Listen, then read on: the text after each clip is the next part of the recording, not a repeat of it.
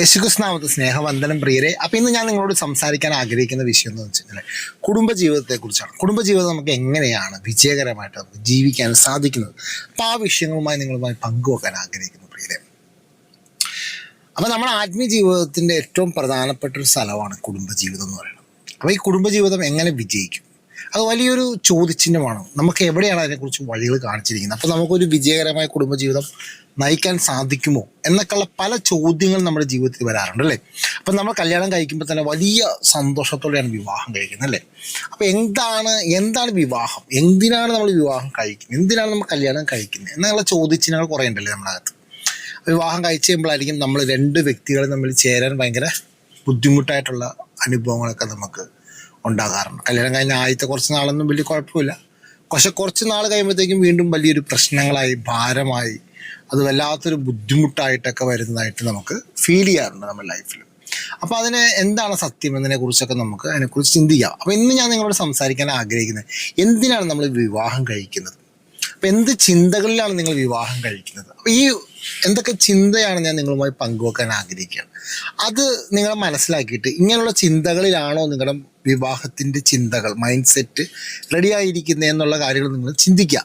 എന്നിട്ട് നമുക്ക് എന്ത് ചെയ്യണം, യഥാർത്ഥത്തിൽ ദൈവം ആഗ്രഹിക്കുന്ന ചിന്തകൾ എന്താണ്, അത് നമുക്ക് പങ്കുവെച്ചിട്ട് ആ ദൈവവചനം പറയുന്ന രീതിയിൽ നമ്മുടെ കുടുംബജീവിതം ബിൽഡ് ചെയ്യാനായിട്ട് നമുക്ക് സാധിക്കും. അപ്പോൾ ആ വഴികൾ നമുക്ക് തുറക്കാം. അതുപോലെ തന്നെ നമുക്ക് ഇന്ന് ചിന്തകൾ എന്താണെന്ന് നമുക്ക് പറയാം. അപ്പോൾ എന്താണ് ആ ചിന്തകൾ എന്ന് എന്താണ് ആ ചിന്തകളെക്കുറിച്ച് നമുക്ക് ചിന്തിക്കാം. ഓക്കെ, നമ്മൾ വിവാഹം കഴിക്കുന്നത് ഓരോരുത്തർക്കും ഓരോ ചിന്തയാണ്. ചിലർ ചിന്തിക്കുന്നത് എന്താണെന്ന് വെച്ച് കഴിഞ്ഞാൽ നല്ല കുടുംബത്തിന് നല്ല സ്റ്റാറ്റസ് കിട്ടണം. അപ്പോൾ വിവാഹം കഴിച്ച നല്ല പേരും പ്രശസ്തിയൊക്കെ ഉള്ള അവരുടെ ഫാമിലിയിൽ നിന്ന് വിവാഹം കഴിച്ചു കഴിഞ്ഞാൽ അവർക്കും അതിൻ്റെ ഒരു വാല്യൂ കിട്ടും എന്നുള്ള രീതിയിൽ ചിന്തിച്ച് കല്യാണം കഴിക്കുന്നവരുണ്ട്. പിന്നെ കുറേ ആളുകൾക്ക് എന്താ പ്രത്യേകത എന്ന് വെച്ചാൽ വിവാഹത്തിന് സമയം കടന്നുപോയി, ഒരു 20-30 വയസ്സായി, 35 വയസ്സായി എന്നൊക്കെ പറയുമ്പോൾ വല്ലാത്ത ടെൻഷനിൽ ആളുകളുടെ കളിയാക്കുന്ന വാക്കുകൾ കൊണ്ട് നമ്മൾ വിവാഹം കഴിക്കുന്നവരുണ്ട്. സമയം കഴിഞ്ഞല്ലോ, ഇനി ഞാൻ വിവാഹം കഴിക്കാം. അങ്ങനെ കുറേ ആളുകളുണ്ട്. ചില ആളുകളുടെ വിവാഹ ചിന്ത എന്ന് പറഞ്ഞു കഴിഞ്ഞാൽ ചിലപ്പോൾ മാതാപിതാക്കളൊക്കെ ഡിവോഴ്സ് ആയിട്ടുള്ള വ്യക്തികളായിരിക്കും. അപ്പോൾ അവർ കല്യാണം കഴിക്കാൻ നേരത്ത് അവരുടെ മനസ്സ് മൊത്തം ഭയമായിരിക്കും. ഞാനും വിവാഹം കഴിച്ചു കഴിഞ്ഞാൽ ഡിവോഴ്സായി തീരുമോ, ഡിവോഴ്സ് ആകുമെന്ന് ചിന്തിച്ച് വിവാഹം കഴിച്ചിട്ട് ടെൻഷനിൽ ജീവിക്കുന്നവരുണ്ട്. ചിലവരെന്ന് പറഞ്ഞു കഴിഞ്ഞാൽ വിവാഹം കഴിച്ചു കഴിഞ്ഞാൽ എപ്പോഴും തല്ലുപിടിക്കാൻ വേണ്ടിയിട്ട്, പരസ്പരം അങ്ങോട്ടും ഇങ്ങോട്ടും ചേരത്തില്ല, തല്ലുപിടിക്കാൻ വേണ്ടി മാത്രം വിവാഹം ചെയ്ത് ജീവിക്കുന്ന ചിന്തകളുണ്ട്. ചിലവർ വിവാഹം എന്തോ ഒരു പേരിന് വിവാഹം കഴിക്കാം എന്നുള്ള തോന്നലിൽ വിവാഹം കഴിക്കുന്നുണ്ട്. അങ്ങനെ കുറേ ചിന്തകൾ മനുഷ്യൻ്റെ ഹൃദയത്തിൻ്റെ അകത്ത് കുടിയേറി പാർത്തിട്ട് വിവാഹത്തിൻ്റെ ചിന്തകൾ വ്യക്തമായ ഒരു വാല്യൂ മനസ്സിലാക്കാതെ അനേക ചിന്തകളിലൂടെ ജീവിച്ച് കഷ്ടം സഹിച്ചു പോകുന്നവരുണ്ട്.